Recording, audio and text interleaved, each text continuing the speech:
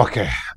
Sasa ukisoma katika maandiko matakatifu, sawa, unakuta imani ni kitu kikubwa sana, na miongoni mwa vitu ambavyo vimeshinda watu wengi kueleza ni imani. Unanipata vizuri? Ukisoma katika kitabu cha Marko sura ya 9 mstari wake wa 23, tupasome. Okay. Marko 9:23, Biblia inasema hivi. Biblia inasema kwamba Yesu akamwambia, ukiweza yote yawezekana kwa aaminie. Nasikia vizuri hapo eh? Huyu ni Yesu anaongea. Anasema ya kwamba ukiweza yote ukiweza yote yawezekana kwa yeye aaminie. Ina maana kwamba mtu ambaye anaamini, mtu ambaye ana imani ana nguvu kubwa sana kiasi kwamba yote yawezekana. Yesu anaweza danganya? Aha. Na Yesu ndo anasema kwamba yote yawezekana. Sio, imani ni kitu kikubwa, kitu ambacho yote yawezekana. Yote. Ina maana kila chochote ambacho unaweza ukatake kukifanya kwa imani kinawezekana. Sasa unaona imani ni kitu gani? So unaona watu wengi wanafikiri wana imani, kumbe hawana imani. Amen. Watu wengi wanaenda kanisani, wanaabudu, wanaimba nini, wanafikiri kwenda kanisani ndio kuwa na imani. Kumbe wengi wanaenda kanisani na wao hawana imani hata kidogo. Kwa hiyo ni jambo muhimu sana kutaka kujua imani ni nini. Sababu imani ni kitu kikubwa sana. Kikubwa sana. Imani ni tofauti na kukubali. Imani ni tofauti na matumaini. Sawa? Imani ni tofauti na mawazo mazuri. Yaani imani ni kitu kingine tofauti ambacho lazima kwanza tukijue kama ni nini kabla hujaanza kuuliza swali zako. Kama ni maombi, ukiomba bila imani unafanya kazi bure. Kama ni uponyaji, watu wanapona ni kwa imani. Kama ni Ukristo, tupo Wakristo leo ni kwa imani. Kama Ibrahimu aliitwa baba kwa imani. Sasa imani ni nini haswa? Imani ni nini haswa? Do you see? Est-ce que vous comprenez un peu ça? Donc il y a des questions qu'il faut se poser comme ça. Alors qu'est-ce que la foi? Imani sasa ni nini? Kama ni kitu kikubwa kiasi hicho, imani ni nini? Je, hawa wote wanaoabudu, wanaoenda makanisani, je, wana imani? Sio, ni swali nyeti sana hili. Sababu ukisoma katika kitabu cha Marko 11:24, tupasome. Okay. Marko 11:24. Sikiliza gisi Yesu anasema hapa. Sawa? Inasema hivi: kwa sababu hiyo nawaambia, yoyote myaombayo mkisali, aminini ya kwamba mmeyapokea, nayo yatakuwa yenu. Yoyote myaombayo mkisali, aminini ya kwamba itakuwa yenu. Mkiamini kwamba mmeyapokea, itakuwa yenu. Abo? Kwa hiyo ni swala tu la wewe uamini tu na unapata vile ambavyo ulikuwa unaomba wakati unasali. Ni swala tu la kuamini. So imani ni kitu kikubwa mno. Ukisoma tena katika kitabu cha Mathayo 21:22, tupasome pia Mathayo 21:22. Biblia inasema hivi: na yoyote mtakayo yaomba katika sala, mkiamini mtayapokea. Yoyote mtakayo yaomba, yoyote. Yoyote. Wewe umeshaomba Mungu nini? Kwa mfano jana tulikuwa ibadani, ilikuwa ibada ya maombi. Uliomba nini? Baada ya mimi kumaliza kuhubiri ibadani, wewe ukaanza kuomba Mungu akuongezee imani. Pale ambapo tulisoma kwamba wa mitume wakaambia Yesu awaongezee imani. Kwa hiyo na wewe maombi yako ilikuwa jana Mungu akuongezee imani. Okay, ilikuwa ni hitaji mzuri sana. Sasa unasikia hapa Yesu anasema neno la ajabu kwamba na yoyote mtakayo yaomba katika sala, mkiamini mtapokea. Yoyote. Yani hapa ni sans exception. Yoyote mtakayoomba katika sala, condition ni moja tu, uamini na utapokea. So hii imani ni kitu gani? C'est ça la question qu'il faut se poser. Ndo swali sasa. Imani ni nini? Imani hii kitu kikubwa kiasi hichi Sababu unajua kama imani linaumba. Sababu hata kama wagonjwa wanapona kwa imani. Tusome kidogo hapo Mathayo 9:22. Sawa? Mathayo 9:22 inasema hivi. Usikilize. Huyu ni Yesu. Yesu akageuka akamuona akamwambia, jipe moyo mkuu binti yangu. Huyo alikuwa ni binti Yesu anaongea na binti. Jipe moyo mkuu binti yangu, imani yako imekuponya. Come on guys. Ina maana watu wanapona kwa imani lao. Kwa sababu huyu binti hapa amepona kwa imani lake. Are you hearing that? Unasikia hiyo Mtu anaenda kwa Yesu, lakini si Yesu anamponya, anapona yeye huyu mtu kwa imani lake. Na wote walioponywa na Yesu, Yesu aliwaambia imani lako limekuponya. Marko 5:34. Tupasome kwanza hapo nako Marko 5:34. Inasema hivi. Sikiliza vizuri hapa. Akamwambia, binti, imani yako imekuponya, enenda zako kwa amani. Imani yako imekuponya. Imani yako. Mathayo 15:28. Sawa? Mathayo 15:28. Sikiliza Yesu anasema. Ndipo Yesu akajibu akamwambia, mama, imani yako ni kubwa, na iwe kwako kama utakavyo. Akapona binti yake tangu saa ile. So hii inamaanisha watu wote waliopona katika Biblia waliponywa na imani lao. Ina maana ni imani lako ndo linakuponyesha magonjwa yako. Kwa hiyo sio maombi ndo yanakuponyesha, isipokuwa ni imani lako. Hivyo unapata vizuri hapa? Unaelewa vizuri hapa? Ina maana hata nguvu zetu za kushinda dunia zinalala katika imani. Yohana wa kwanza 5:4. Tupasome. Okay. Yohana wa kwanza 5:4. Inasema hivi, sikiliza hapa. Inasema hivi. Kwa maana kila kitu kilichozaliwa na Mungu ushinda ulimwengu, na huku ndiko kushindako ulimwengu, hiyo imani yetu. So unaona vesi nyingi katika Biblia zinaongea neno imani, lakini hazitoi maelezo tosha kabisa imani ni nini. So msingi wa Ukristo, sawa, ni imani katika Yesu Kristo. Kwa hiyo kama huna imani kwanza, hakuna kitu kinaweza kikaendelea. Kama huna imani, hata Roho Mtakatifu huwezi pata. Kama huna imani, huwezi zaliwa mara ya pili. Kama huna imani, huwezi okoka. Kama huna imani, huwezi mpendeza Mungu. Unajua kama kwa kumpendeza Mungu inabidi mpaka uwe na imani. Waebrania 11:6. Kwamba ili kwamba umpendeze Mungu, lazima uwe na nini? Na imani. Tupasome. Waebrania 11:6. Haya, subiri tupasome pia. Waebrania 11:6. Inasema hivi. Ufuate kwa makini Inasema hivi. 11:6 nasoma haraka hapa. Lakini pasipo imani haiwezekani kumpendeza, kwa maana mtu amwendeaye Mungu lazima aamini kwamba yeye yuko, na kwamba uwapa thawabu wale wamtafutao. Kwa hiyo pasipo imani haiwezekani kumpendeza nani? Mungu. Sasa imani ni kitu gani? Si ndio swali hilo sasa. Sasa hii imani ni nini? Imani ni kwenda kanisani unarudi? Je, imani ni kusema ninaamini? Je, imani ni kulalamika haleluya, amina? Imani ni nini hasa? Yesu mwenyewe alikuwa analaumu, anasema atakaporudi mwana wa Adamu, je, atakuta imani duniani? Imani ni nini? Unaona ni swali nzito sana hilo Amen. Ni swali nzito sana. Ni swali nyeti ambalo lazima kila Mkristo aelewe, na kupitia hili jibu ajiulize, je, yeye pia ana imani au hana imani? Sababu yawezekana unajiita huko Mkristo na wewe huna imani. Amen. Sababu kuna imani ya aina mbili. Kuna imani la kiakili na imani la kiroho. Unapata vizuri hapo? Kuna imani la kiakili na imani la kiroho. Sasa wengi wako na imani la kiakili lakini hawana imani la kiroho. Sasa sisi hapa tunaongelea imani la kiroho, sio imani la kiakili. Imani sio kujua tu Mungu iko, hapana. Unaweza ukawa unajua Mungu iko na wewe huna imani. Hivyo napata vizuri hapa. Tuongee kwanza imani ni nini? Tupate jibu ya hiki kitu.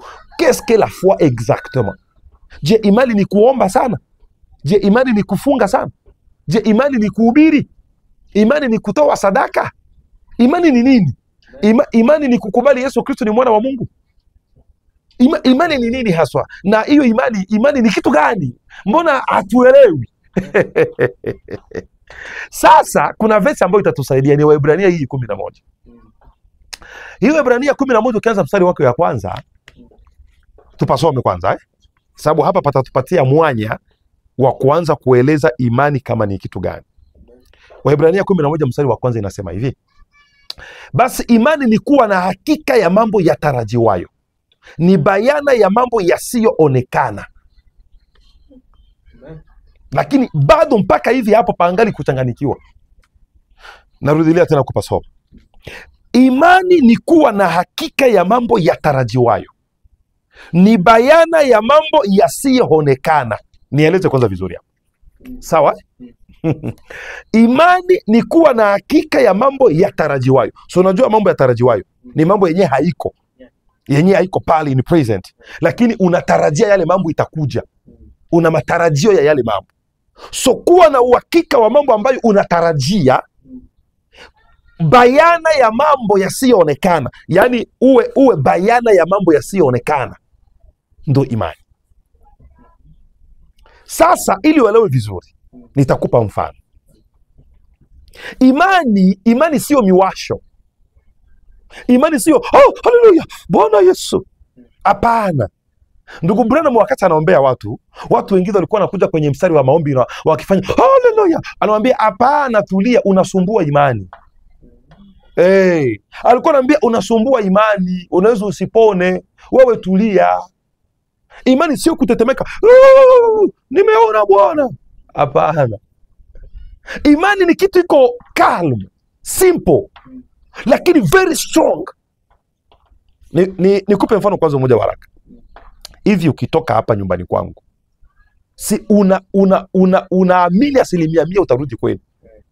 Je, uko na mashaka? Hapana. Jana tulikuwa kanisani. Kila mtu kanisani alikuwa na uhakika ya kwamba tukitoka ibadani narudi kunyumba. Kuna mtu alikuwa na mashaka pale? Kwa wewe kuamini kwamba utarudi kwako inabidi mpaka utetemeke ufanye haleluya, asante Kristo? Hapana. Hivi wewe uko hapa leo ni tariki ngapi? Leo tariki 29 ya mwezi wa 5 Una uhakika kwamba utafika kesho tariki 30? So ni uhakika. Inaomba mpaka uvunje biti hapo. Inaomba mpaka ulalamike, ujitupu, useme asante Bwana nimeona. Una ule uhakika mle ndani. Una hilo imani mle ndani ya kwamba kesho nitakuwa hapo. Wala huna mashaka. Hivi uko na mashaka utakufa leo? Sasa unaona hiyo kitu hiyo. Yaani unaishi kwa hiyo kitu. Hivyo sijui unapata picha. Unatembea kwa hiyo kitu, unaishi kwa hiyo kitu. Na wala huna shaka hata moja. Wakati ulitoka kwenu unakuja hapa, si ulikuwa na imani nitaenda kwa mzee na mtamkuta iko pale? Ulikuwa na mashaka? Si ulikuja na mpaka ukafi? Na hivi tena uko na imani utatoka hapo utarudi kwenu. Je, uko na mashaka ya kwamba sitafika kwetu? Sasa unaona hiyo yenyewe kutayo hiyo sasa. Hiyo kitu ambayo inafanya uishi kwa hiyo namna. Ina maana hata kuishi kwako, kutembea kwako kote unaishi kwa imani. Hivyo unaanza pata picha ya imani ni nini? Aha. So sasa chukua hiyo kitu hiyo ambayo inakupatia uhakika ya kwamba utafika kwenu ukitoka hapa. Iweke sasa hiyo kwenye neno la Mungu. Uamini sasa ahadi zote zenye kuwa ndani ya Biblia ni kweli. Bila kuweka shaka. Hivi sijui unaelewa? Subiri nieleze vizuri kuhusu Waebrania sura ya 11. Tumesoma Waebrania sura ya 11 ambayo inasema imani ni kuwa na uhakika ya mambo yatarajiwayo, ni bayana ya mambo yasiyoonekana. Nikupe mfano mzuri pale ambao utaelewa vizuri. Imani ni uhakika wa mambo yasiyoonekana. Uhakika wa mambo yatarajiwayo. Ubayana wa mambo yasiyoonekana. Kwa mfano unasikia njaa. Sawa? Tuko vizuri hapa. Unasikia njaa. Lakini unasikia njaa ya kula mkate, si ndivyo? lakini duka ya mikate iko pale kwenye kilomita 2 pale, lakini uko na pesa za kununua nini? Mkate. Ila hujakuwa na mkate mu mikono yako, hujakuwa na mkate tangible hivi, hujakuwa na mkate, lakini uko na pesa za kununua nini? Mkate. Hivyo unapata picha hapo eh? Ina maana hata kama hujakuwa na mkate moja kwa moja, lakini kwa ajili uko na zile pesa za kununua mkate, uko sawa sawa, uko na unajiona wewe kama vile una mkate. Hivi unaelewa vizuri? Yaani hata kama hujaugusa mkate, lakini sababu una pesa za kununua mkate, una uhakika kwamba una mkate. Kwa hiyo unaweza ukapatia mtu hata zile pesa, unamwambia bwana chukua mkate, na unampatia pesa.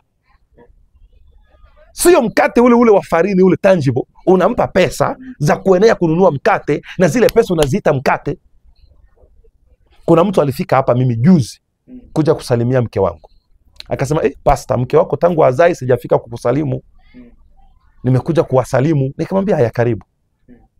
Akaingia mfukoni, akatoa hela, akapatia mke wangu. Akasema mama, sukari hii. Akasema sukari hii ya kununulia mtoto sukari. Akasema sabuni hii ya mtoto. Lakini hiyo sukari, hiyo sabuni haikukuwa sabuni ile ya sabuni. Ilikuwa ni pesa. Lakini zile pesa akaziita sabuni. So ina maana hata kama tujanunua ile sabuni sokoni lakini kwa sababu tayari tuna zile pesa za kununua sabuni, ni sawasawa tu kama vile tuko na sabuni. Hivi sijui unaelewa vizuri? Kwa hiyo tuna uhakika wa mambo ya tarajiwayo tayari. Mambo ya tarajiwayo si ni sabuni ambayo iko dukani, lakini tayari tuna uhakika wa sabuni iliyoko dukani kwa sababu tayari tuna pesa za kununua sabuni. Unapata vizuri? Ni bayana ya mambo yasiyoonekana. Hata kama sabuni hatuioni bado iko dukani lakini tayari tuko na pesa za. Kwa hiyo tuko na ubayana wa sabuni iliyo dukani sababu tayari tuna pesa. Hivyo unaelewa vizuri? Aha. Kwa hiyo sasa iko hivi hapa. Ile njaa ndio hitaji lako. Mkate ndo jibu ya hitaji lako. Mkate ambao uko dukani. Na zile pesa za kununua mkate ndio imani lako. Kwa hiyo imani ni nini? Imani ni nguvu za kununua dukani. Katika lugha nyingine sasa. Imani ni nini? Imani ni uwezo wa kununua kitu. Sasa Mungu sasa na yeye ana store kubwa, ana gallery kubwa, ana duka kubwa. Sasa katika duka la Mungu hawatumie dola. Hivi sijui unapata vizuri? Hawatumie franc congolais, hawatumie euro. Duka ya Mungu wanatumia pesa ambayo inaitwa imani. Sasa inategemea una pesa kiasi gani ili ununue vitu katika ile duka. Ile duka mnayala kila kitu. Uponyaji wa kiungu uko ndani. Uponyaji wa kimwili uko ndani. Uponyaji wa kupokea Roho Mtakatifu iko ndani. Ile duka ya Mungu inayala kila kitu, ni duka kubwa. Sasa inategemea wewe unaenda na pesa ngapi za kwenda kununua vitu mle ndani. Ina maana gani? Hata kama unaumwa sasa hivi, maadamu una pesa za kununua vitu, tayari umepona. Hata kama bado hapa kunauma, unapata picha? Aha. Unaweza ukawa unaumwa ukimwi na una imani, wewe tayari umeshapona sababu unajua uponyaji uko katika duka kubwa ya Mungu. Na pesa za kununua ule uponyaji wewe unazo ambazo ni imani. Unapata picha ya imani ni nini? So ndo ubayana wa mambo yasiyoonekana. Kwa hiyo uponyaji bado unasikia kichwa kuuma, si haujapona, lakini tayari una imani. Kwa hiyo una ubayana wa uponyaji tayari. Unaweza ukaombewe leo na ukapone baada ya wiki. Lakini sababu una imani utapona tu baada ya hiyo wiki moja. Are you hearing that? Unaweza ukaombewe leo na ukapone baada ya mwezi. Ndugu Branham anatoa mfano wa mtu mmoja ambaye alikuwa haoni, kipofu, lakini alikuwa na imani. Akaenda kwenye mkutano wake wa Injili, akamwombea, akaambia yule kipofu umepona. Sawa? Lakini kipofu alikuwa hajaanza kuona. Ule kipofu akamwambia hivi, nabii, gisi umeniambia mimi nimepona, naamini nimepona. Hata kama sijaanza kuona, lakini nimeshapona. Unaona nguvu ya imani? Sasa ule bwana akaenda kwenye saluni. iko anaenda anacheka, na bado ni kipofu lakini anaenda anacheka, anaenda na fimbo yake anacheka, anasema haleluya, nimepona, nimeombewa na mtumishi wa Mungu, nimepona. Na hajaanza kuona, akafika kwenye saluni, akaambia jamani, mnikate nywele, mnishevu leo, sababu leo nina sikukuu, nimepona. Wale vinyozi wakamwambia, unasema nini? Nimepona. Wakasema, umepona wewe? Wewe umepona? Wakamuza, hii ni rangi gani? Akasema, hata kama sioni rangi yenu, lakini mimi nimepona. Do you see? Sasa wale vinyozi wakaanza kumwambia, hapana, hujapona. Ule mhubiri anawafanya nyinyi kuwa kichaa. Hivi anakuaminisha kwamba umepona na wewe hujapona. Sasa katika yale maongezi, ule bwana akaendelea kuinsista, anasema mimi nimeshapona. Aliniambia nimepona, na mimi nina imani nimeshapona, hata kama sijaanza kuona, lakini nimeshafanya nini? Nimeshapona. Ikapita dakika 3, wakati wako anamnyoa, macho yakafunguka, akaanza kuona. Pale pale macho yakafunguka, akaanza kuona.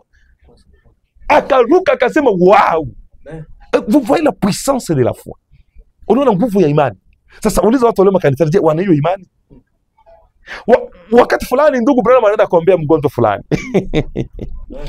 Anakuta ule dada analala kwenye kitanda, ni mgonjwa sana. Akamwambia hivi, je, una imani? Sababu siwezi kukuombea mimi kama wewe huna imani. Sababu maombi bila imani ni kazi bure. Huwezi ombea mtu kama mtu hana imani, unajihangaisha. Sababu kitakachomponya ni imani lake. So unaona Yesu hapa alikuwa anaambia watu, imani lako limekuponya. Imani lako ndo ambalo limekuponya. Sasa ndugu Branham akauliza ule dada analala kitandani, je, una imani? Ule dada akasema, nina imani. Akamuuliza, kweli una imani? Akasema, nina imani. Okay. Sasa mbele pale kulikuwa kamba moja hivi, na mle ndani ya ile kamba mlikuwa kitu sawa vile bracelet. Unaona bracelet wanawake wanavaaga kwenye mkono. Sasa ile bracelet ilikuwa ndani ya kamba, yani kama vile hivi. Kama vile hivi. Sasa ilikuwa kwenye kamba pale. Bolo vitu wa watoto kucheza cheza. Ndugu Branham akaambia ule dada hivi, sasa kama una imani, utazame ile kamba na ile bracelet itembee ndani ya ile kamba kwa macho yako tu. Kama una imani ufanye hivyo. Eti kama una imani ukomande ile bracelet kwa jina la Yesu, itembee ndani ya ile kamba, iende papa, alafu tena irudie papa. Akasema ndugu Branham, hiyo inawezekanaje? Mimi niko hapa nalala kitandani na kamba iko kule na bracelet, alafu nitamke hapana, hiyo haiwezekani. Akasema hiyo haiwezekani. Ndugu Branham akamwambia, huna imani. Sasa hivyo siwezi kukuombea. Yeye akamuuliza, wewe unaweza kuvifanya? Branham akamwambia, yes, naweza kuvifanya, sababu mimi nina imani. Akamwambia, vifanye tuone. Ndugu Branham akasimama akaambia ile, we bracelet, kwa jina la Yesu tembea ndani ya hiyo kamba. Bracelet katembea papa, ikafika mwisho wa kamba. Tena akakoma, akamwambia, we bracelet, rudia tena bracelet katembea papa, ikarudia. Ule binti akashtuka na kusimama na kupona. Akaombewa tena na kusimama na kupona na kuanza kutembea. Donc vous voyez la puissance de la foi. Nikupe mfano mwingine. Siku nyingine ndugu Branham yuko anaenda anatembea, akaona mtu mmoja anabeba Biblia kama hii ya kwangu hii, iko nayo kifuani, iko analia. Na ule mtu anakaa kwa ile wheelchair, ile kiti ya walemavu ile, na mke wake yuko anaenda anamsukuma nyuma, anatoka hospitalini, na anabeba Biblia, iko anaenda analia. Sasa ndugu Branham akamuuliza, baba, naona uko na Biblia, alafu tena uko unalia na mke wako anakusukuma, unalia nini? Akasema, nalia natoka hospitalini, daktari aliniambia eti nabakia tu na siku 2 za kuishi na mimi nikufe. Amen. Akamuuliza hivi, daktari ndiye aliyekuambia eti unabaki na siku 2 na ufe? Na una Biblia? Akamuuliza, je, unaamini hiyo Biblia ulio nayo? Akasema, naamini Biblia kijaranta hadi kijaranta, naamini yote. Amen. Akamwambia, katika hiyo Biblia kuna neno ambalo linasema kwa kupigwa kwake sisi tumeweza kupona. Akamuuliza, je, unaliamini hilo?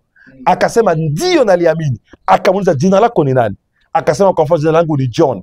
Okay, sasa soma hiyo vesi hivi, usisome sisi tumeweza kupona, useme mimi John. Yani usome hiyo vesi uisome sasa kwa mtindo huu kwamba kwa kupigwa kwake Yesu mimi John nimeweza kupona. Soma. Akafungua akasoma, kwa kupigwa kwake Yesu mimi John nimeweza. Akamuuliza, je, unaamini? Wakasema ndio naamini. Simama kama unaamini. Na akasimama na akapona. My God, my Lord. So do you see what the faith is? Kwa hiyo imani ni kitu kikubwa sana sana, tena sana, ambacho kinapita akili za wanadamu, na watu wengi hawajui imani ni nini. Ndio maana watu wengi wana struggle katika makanisa. Ndio maana hivi kanisani tumeanza ili fundisho la imani ni nini, ili kwamba watu wajue imani na wawe na imani. Sababu unaweza ukawe na miwasho na huna imani. Unaweza ukawe na imani ya kiakili na ukafikiri ya kwamba una imani ya kiungu. Umepata picha ya imani ni nini? Donc imani kifupi c'est le pouvoir d'achat. Sawa? Nguvu za kununua. Hiyo ndio definition ya kwanza ya imani kulingana na Waebrania sura 11 kwanza mstari wa kwanza. Na watu wakubwa wote waliopata ukubwa katika maandiko walipata ukubwa kupitia imani lao. Ibrahimu ni kupitia nini? Imani. Abeli alipata kupata sadaka nzuri mbele za Mungu kupitia imani. Nuhu alipona kupitia imani. Yani ukisoma hiyo Waebrania 11 utashuka hapo ni liste ya watu wengi sana. Kupitia nini? Imani. Kwa hiyo kifupi, hiyo ndio imani ni kitu gani? Hiyo ndio definition ya kwanza. Definition ya pili ni imani ni hisi kuu, sixième sens. Ila hiyo ya pili hatutaiendea kwanza, tuishie kwanza kwa hiyo ya kwanza. Uliza sasa kwanza swali lako la kwanza. Swali langu la kwanza ulikuwa ni kuuliza ndio imani. Mbona ushajipeteleza? Sasa hivi ushaingia kidogo. Okay. Ni kufanya saa epuke uwe na imani. Ufanye sasa nini ili uwe na imani? Ufanye sasa nini ili uwe na? Sisi tumesoma kwamba imani uja kwa kusikia. Kusikia neno la Mungu. Imani huja kwa kusikia. Imani uja kwa kusikia. Iko hivi.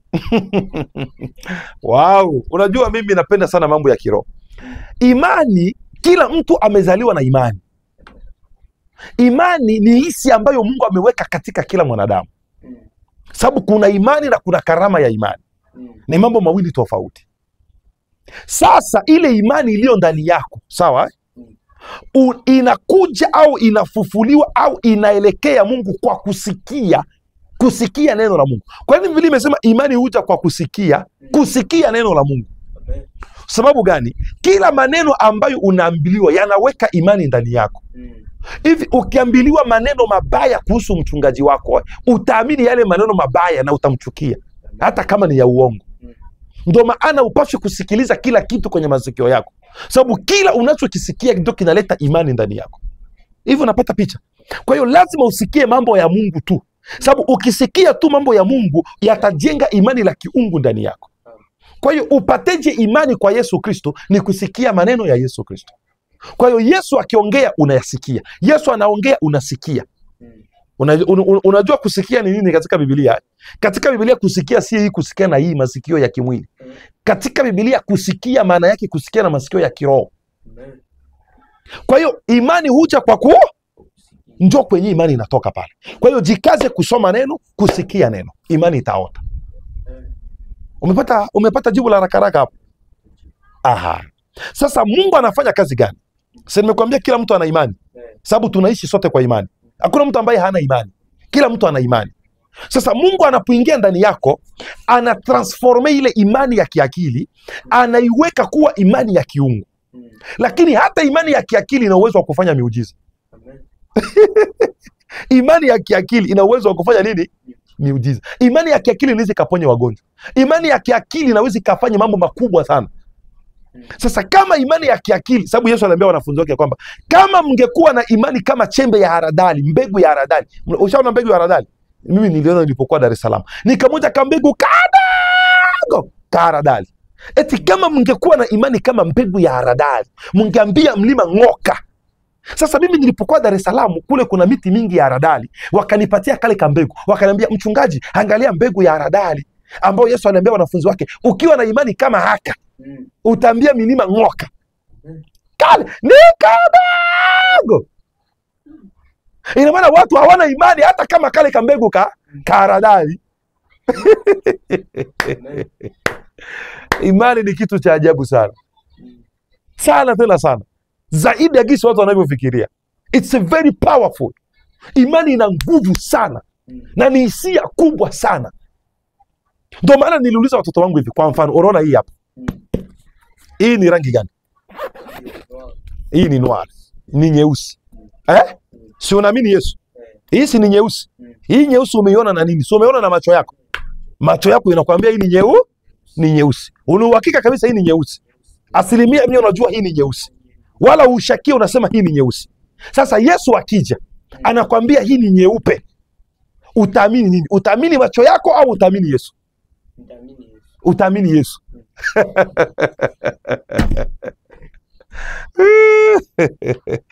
Wow. Kwa hiyo imani ni kubwa, ni hisi kubwa sana ambayo iko katika ngazi za juu sana. Kwa hiyo yeyote aliye na imani ni mtu wa majuu. Ndio maana tunataka watu wawe na imani. Tunataka watu wawe na nini? Imani. Swali yako ya pili? Jinsi mimi niko kunyumba jana. Nilielewa sana nitoka kanisa. Kufikiria imani. Mimi nilielewa. Ndio. Nilielewa imani kusema kama niko naomba Mungu kitu fulani, niko naomba Mungu nisaidie.